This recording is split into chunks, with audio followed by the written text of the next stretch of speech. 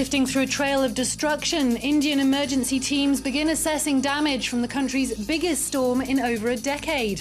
Cyclone Pailin has left at least 14 people dead, but wide-scale evacuation helped minimize casualties. All eyes are on the French city of Brignoles, where the far right looks set to win local elections. This despite a united front by the left and centre-right. This Sunday's runoff is seen as a test ahead of next year's municipal poll. And hundreds of thousands of pilgrims gather at Mina, near the Muslim holy city of Mecca, for the start of the annual Hajj. With ongoing unrest in neighbouring Syria and Egypt and fears of a deadly virus, numbers are down more than 20% from last year.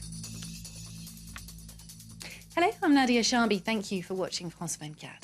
The clean-up operation has begun along India's east coast after the passage of Cyclone Pailin.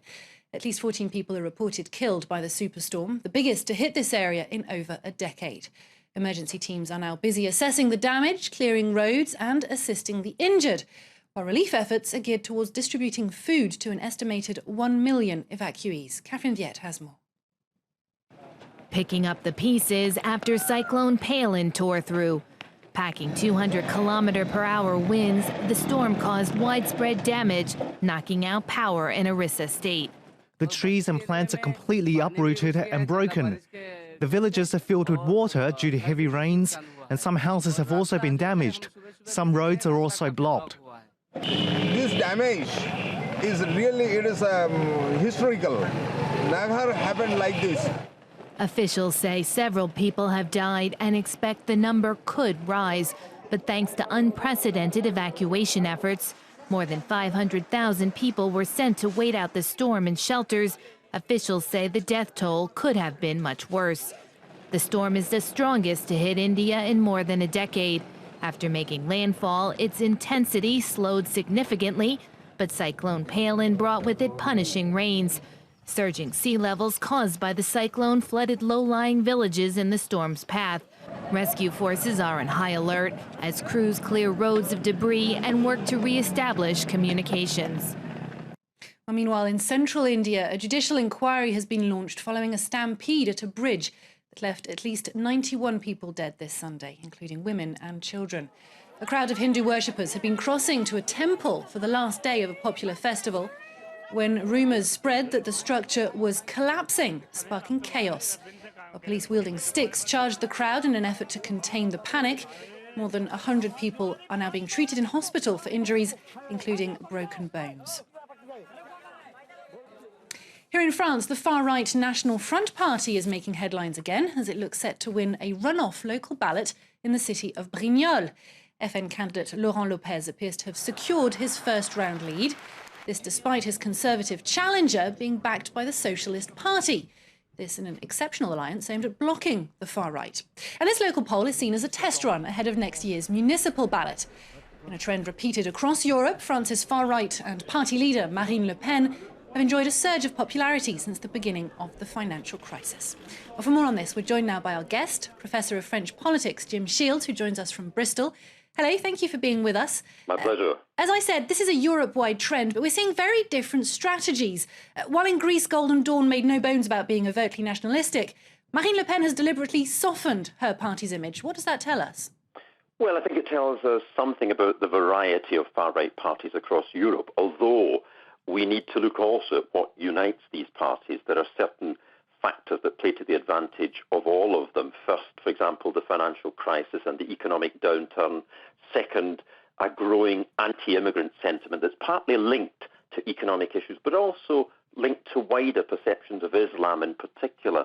And thirdly, the loss of faith in mainstream parties and politicians to bring solutions, a growing disenchantment with elites at national and European level. That's right. And in the case of this Sunday's poll in Brignoles, the Socialists and Conservatives united to block the National Front to no avail. Is that really the best way for mainstream parties to handle the far right? Well, mainstream parties have been wrestling with this problem of handling the Front National since way back in the mid-1980s when it first became an electoral force. And they haven't worked out yet what the best strategy is. I think the significance of an election like Brignoles, although it's a tiny election in the scheme of things, is that it's a test case as to whether the Front National can stand in a second round against the combined efforts, if you like, of the other parties and succeed or come close to succeeding. And among the strategies those mainstream parties are trying to use to block the National Front, we've seen the socialist government try to tackle the far right's favourite issues, such as immigration, unemployment. Is that a strategy that's likely to work? Well, whether it's likely to work, I don't know, but it's certainly an easy strategy when you run out of other options. To try, in a sense, to say, well, we can legislate along the lines that FN voters would like to see legislation, and whether this is the mainstream right or the socialists, we've seen different examples over the past 30 years. And as I said already, it has not succeeded in holding back the tide of the FN's rise. Professor of French Politics Jim Shields, thank you very much for having talked to us. Moving to other world news, the UN Refugee Agency has released testimonies from the survivors of Friday's shipwreck in the Strait of Sicily. Syrian refugees say they were fired on by warring trafficking gangs as they set out on their perilous journey from Libya. Well, later in their journey, 31 people were killed and more than 200 others rescued when their boat went down off Malta. This just a week after another shipwreck off Italy left at least 359 asylum seekers dead. While this Sunday, authorities in Sicily will receive the first 150 coffins of those who died in that first accident. The majority were buried on the island. Ketevan Gorjestani looks back now on a week of repeated tragedies. They survived the war back home and the capsize of their boat on Friday. These Syrian refugees are now safe in Malta. This man was traveling with his family when the boat sank. The situation was very horrible. It cannot be described. It was very horrible. All of us, we think will be dead. That same day, another boat trying to cross over to Europe sank off the coast of Egypt, killing a dozen migrants. 3 boats have capsized in just over a week, killing about 400 people and prompting the Maltese Prime Minister to compare the Mediterranean to a cemetery. The number of migrants arriving on European shores has grown steadily, but the instability in Egypt and Libya, as well as the war in Syria, have made matters worse. More than 30,000 migrants have already arrived in Italy or Malta this year, compared to 15,000 in 2012. The two countries have pleaded with the rest of Europe to help them deal with the issue. The problem in Lampedusa is not an Italian problem. This border is not the border of Italy, but the border of Europe, and questions about these human tragedies must be asked not only in Italy, but in all of Europe. Getting rid of smugglers, dealing with refugees, and loosening asylum policies. The Italian Prime Minister is urging the European Council to put these issues on the agenda for its upcoming meeting at the end of October. Some 2 million Muslims have been making their way to Mina from the holy city of Mecca this Sunday, following in the footsteps of Prophet Muhammad and marking the start of the annual Hajj pilgrimage. The crowds are travelling to Mina by road, by train or on foot, with men wearing ihram, the 2-piece white garment, and women covered up except for their faces and hands. Well, according to Saudi authorities, the number of pilgrims from outside the country is down 21% on last year's 1.75 million. This in part as a result of the deadly MERS virus that has killed 60 people worldwide.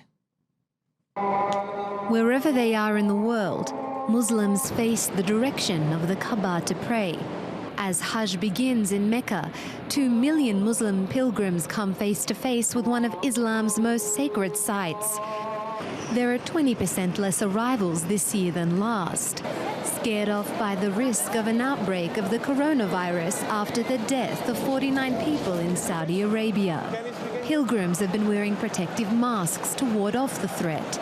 But the virus is not the only concern for Saudi authorities.